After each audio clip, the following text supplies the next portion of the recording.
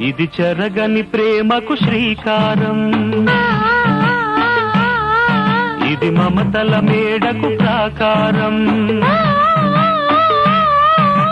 పండిన కలలకు శ్రీరస్తు, పసుపు కుంకుమకు శుభమస్తు, కనివిని ఎరుగని అనురాగానికి కలకాలం వైభోగమస్తు, కలకాలం వైభోగమస్తు.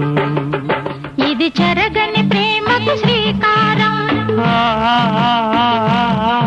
ఇది మమతల మేడకు ప్రాకారం,